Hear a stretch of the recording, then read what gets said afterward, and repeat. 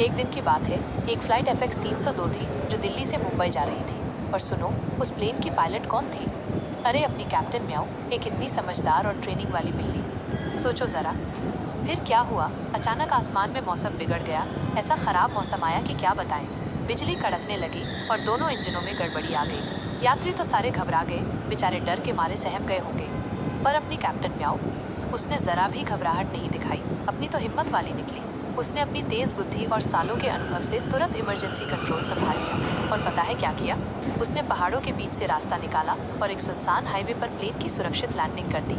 बस फिर क्या था, सारे यात्री तालियों से गूंज उठे, वाह वाह करने लगे होंगे। और मीडिया ने तो उसे बर्डमैन बिल्ली का नाम दे दिया। सच